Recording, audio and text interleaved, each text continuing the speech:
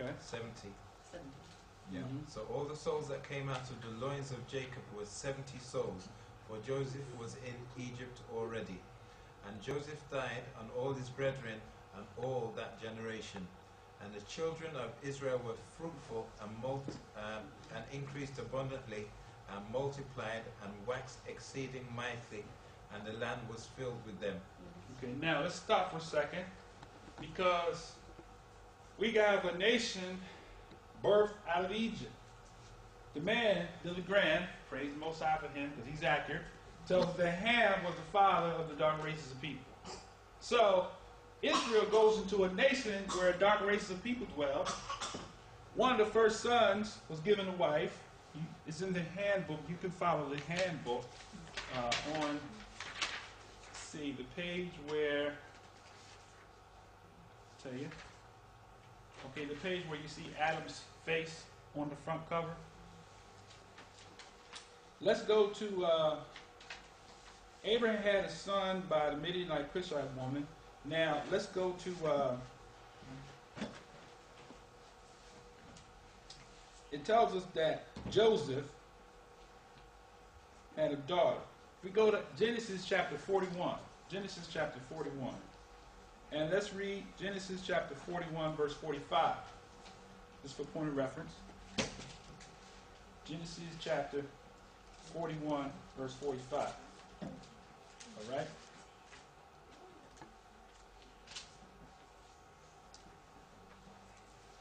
And then we'll read verse 52. Okay, Genesis chapter 41, verse 45. And Pharaoh called Joseph's name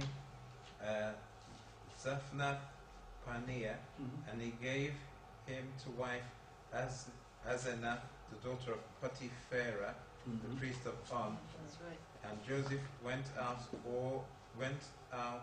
over all the land of Egypt. Okay. And Joseph was 30 years old when he stood before Pharaoh the king of Egypt. And Joseph went out from the presence of Pharaoh and went throughout all the land of Egypt.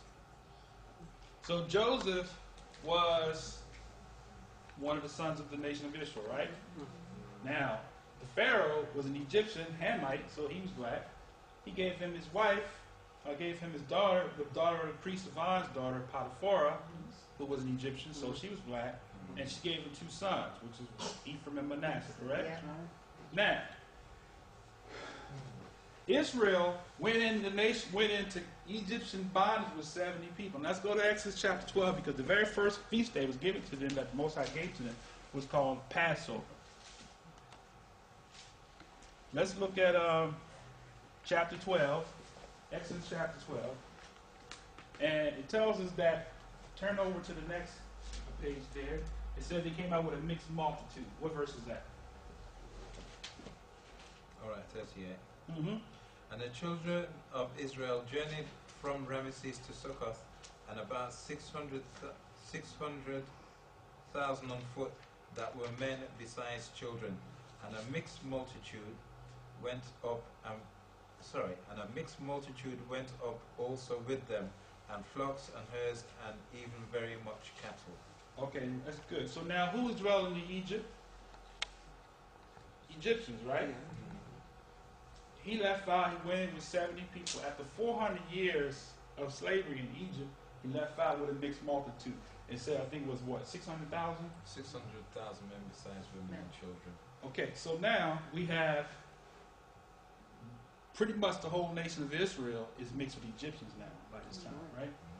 Now, I'm gonna go back. I'm gonna get back to the Judah part, okay? But I'm just trying to set up a roadmap. The 70 would have mixed with some of them, but my understanding was genetically that it was still they were still separate.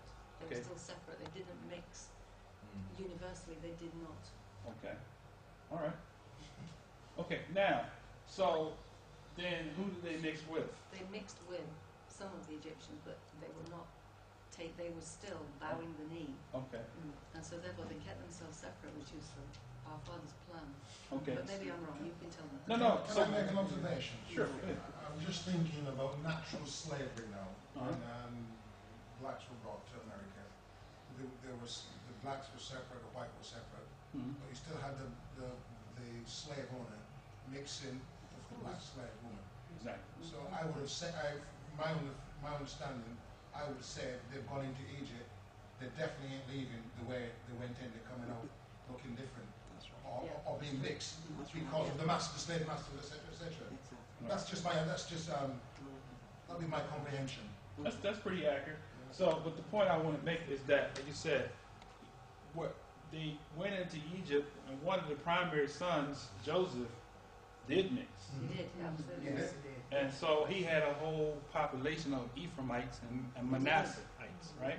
Which are the part of the 12 tribes. Now, what I want to point out is, so let's go to Judges chapter 3, because we're going to show you another mixture. After Israel came out of, there's a people called Canaanites, right? Let's go to the 3rd chapter of Judges. Start at verse 1. Judges chapter 3, verse 1.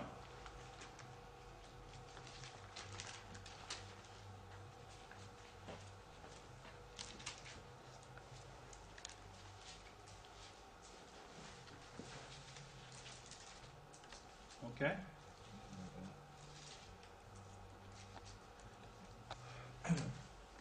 Now these are the nations which the Lord left to prove Israel by them, even as many of Israel had not known all the wars of Canaan.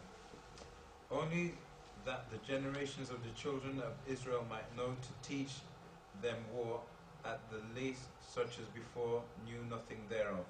Namely 5 lords of the Philistines, and all the Canaanites, and the Sidonians, and the Hivites that dwelt in Mount Lebanon, from Mount Baal Hermon unto the entering in of Hamath. And they were to prove Israel by them, to know whether they would hearken unto the commandments of the Lord, which he commanded their fathers by the hand of Moses. And the children of Israel dwelt among the Canaanites, Hittites, Amorites, Perizzites, Hivites, and Jebusites. We'll stop right there before we go further. Now, who were the Canaanites? Children of Ham, right? Yeah. And Billy Graham told us that the Hamites were what? Dark race of people, right? Yeah. Okay, go ahead, continue, please. And they took their daughters to be their wives, and gave their daughters to their sons, and served their gods. They did what? I'll say it again. They took their daughters to be their wives, and gave their daughters to their sons, and served their gods. So now we have it clear where, thanks to the wonderful King James, his translation tells us that they gave their sons and daughters to the Canaanites, who we find out was a dark race of people. So now, if it wasn't quite clear about the Egyptian mix, we see Canaanites. Now I'm going to show you something. One of the 12 tribes of Israel, before they went into Egypt, took a Canaanite wife. Let's go to Genesis chapter 38. Genesis chapter 38. All right? Can I ask, you know, like you say, they came and they came. Where do these people come from? The Canaanites. No, the people before, like you keep saying, these people came into Canaan. Where? Where did Cain come from? No, you said these people came into Canaan. Right. Yeah. The Israelites. And where did they come from? Well, the Israelites came from their Abraham's seed, the children of Abraham. Okay, they came from the line of Shem. Right? We're gonna go through that in a second. All right.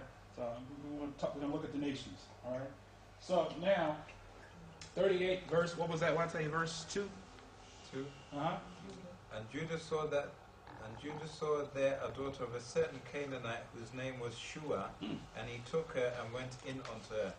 And she conceived and bare a son, and she called his name E-R. And she conceived again and bare a son, and she called his name Onan. And she yet again conceived and bare a son, and called his name Shelah. And he was a Shezib. And he was at Shezib when she bore him.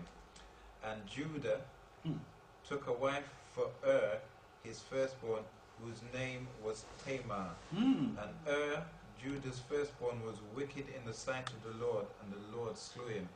And Judah said unto Onan, Go in unto thy brother's wife, and marry her, and raise up seed to thy brother. And Onan knew that the seed should not be his, and it came to pass, when he went in unto his brother's wife, that he spilt it on the ground, being his seed. That's good. I want to get off into the story. But here we see Judah. You asked about Judah, right? Judah is the father of progenitor of David, who's the progenitor of the Messiah, the tribe of Yehudah. Now, if we